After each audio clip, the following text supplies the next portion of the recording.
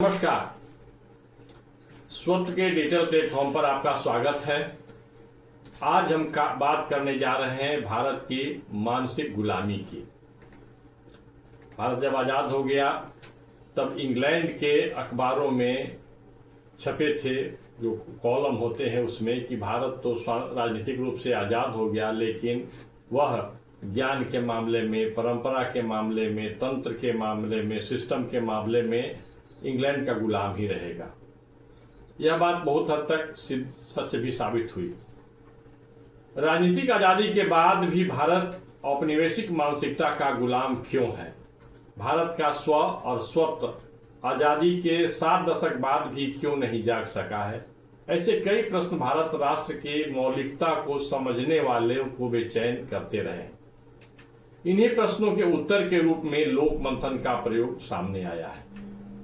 भारत का हृदय स्थल, जिसको मध्य प्रदेश कहते हैं, उसकी राजधानी भोपाल में देश, काल और स्थिति के व्यावहारिक धरातल पर प्रथम लोक मंथन का आयोजन हुआ था। गुलाबी ठंड के मस्त मौसम में 12 से 14 नवंबर 2016 में लोग भारत के सभी भारत के चिंतक जुटे थे। इस अर्थपूर्ण आयोजन में भारत राष्ट्र की लोक अभिव्यक्ति आत्मविश्वास के साथ प्रकट हुई थी। विदेशों से आयातित सिद्धांत, नीति, रीति, ज्ञान, शोध और आविष्कार को भारत का लोग अपनी कसौटी पर तौलता दिखा था उस आयोजन में, क्योंकि उस आयोजन में भारत के गांव के लोग जुटे थे, वन प्रांतर में रहने वाले लोग जुटे थे। उनका लोक विज्ञान, लोक बुद्धि भी दिखाई पड़ रही थी। भोपाल से शुरू हुई यह यात्रा प्रकृति के गोद में बसे झारखंड की राजधानी से होते हुए पूर्वोत्तर भारत में गुवाहाटी तक पहुंची। कोरोना के काल में अल्प विराम के बाद यह यात्रा अब दक्षिण की ओर भाग्यनगर यानी हैदराबाद पहुंच चुकी है। 20 नवंबर से लेकर 24 नवंबर 2024 तक यहाँ जो लोक कुंभ की मनोरम छटा उभरेगी, उसमें संपूर्ण भारत और उसकी क्षमता दृश्यमान होगी। लोक मंथन की यह यात्रा धीरे धीरे व्यापक होते हुए एक बड़े अभियान का रूप धारण करने लगी है। एक विशाल वट वृक्ष की तरह, जिसकी कई शाखाएं धरती से जुड़कर उसके प्रभाव क्षेत्र का विस्तार कर रही हैं।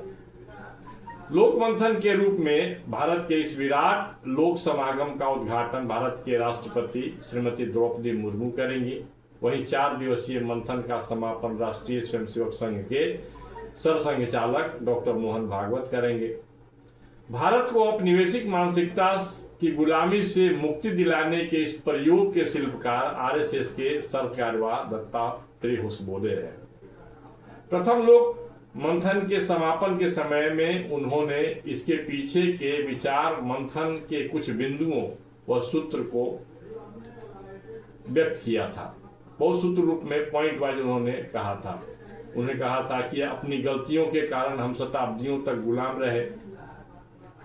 ज्ञान की भूमि के वासियों पर भी गुलामी का धीरे धीरे असर हुआ।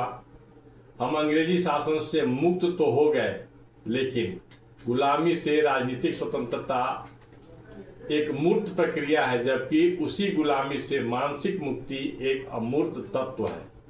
उस अमूर्त तत्व को समझना होगा। लोक मंथन इस अमूर्त गुलामी से मुक्ति दिलाने का एक अभियान है।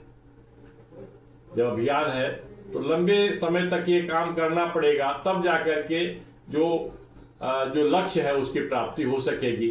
अंग्रेजों ने हमारी संस्कृति के एकात्मता की चेतना को नष्ट करने का जो कुचक्र रचा, वह दुर्भाग्य से आजादी के बाद भी प्रत्यक्ष या परोक्ष रूप में जारी रहा।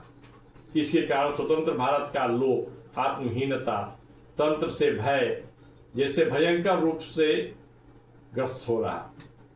इस समस्या का समाधान कैसे हो? इस समस्या का समाधान के लिए एक प्रयोग के रूप में लोक मंथन को देखा जा सकता है, जिसमें लोक संस्कृति, लोक संस्कार, लोक बुद्धि के साथ लोक विज्ञान भी अत्यंत प्रभावशाली रूप में जीवंत दिखता है।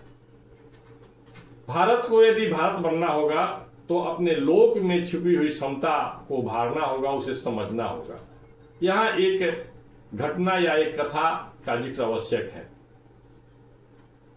लोकनायक जयप्रकाश नारायण ने लोक बुद्धि का प्रयोग करके लोक की समस्याओं का समाधान करने के लिए उस समय के गया जिला और अभी के नवादा जिले के एक सुखोदेवरा में आश्रम की स्थापना की थी।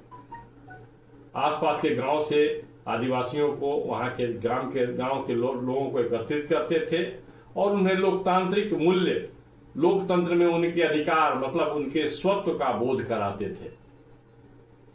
लोकनायक कहते थे कि ये जो लोकतांत्रिक व्यवस्था है उसमें जो सरकारी कार्यालय हैं वो आपके लिए हैं, आप इसके मालिक हैं, क्योंकि आपके मतदान से, आपके मत से सरकार बनती है और उसी सरकार के द्वारा ये तंत्र चलता है, उसी के अधीन कार्य करता है।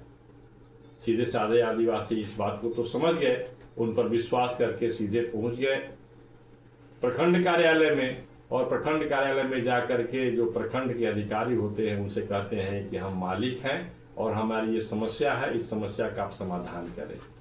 हुआ क्या, औपनिवेशिक मानसिकता से ग्रस्त अधिकारी ने उनकी पिटाई कर दी। पीटे जाने के बाद वो जो आदिवासी थे और फिर से लोकनायक जयप्रकाश नारायण के पास आए, अपना दुख दर्द बताया।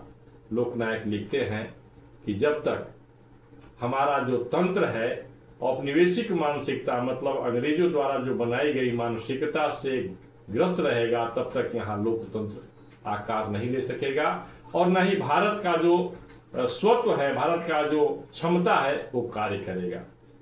लोक मंथन एक प्रयोग है जिसमें लोक में व्याप्त जो बुद्धि है, लोक में व्याप्त जो विज्ञान है, लोक में व्याप्त जो संस्कार है, वो उसको फिर से जागृत करना और लोक को अपने पैरों पर खड़ा करना, ताकि भारत का सामर्थ्य फिर से जागृत हो सके और भारत विश्व गुरु बन सके। आज के इस वीडियो में बस इतना ही। नमस्कार।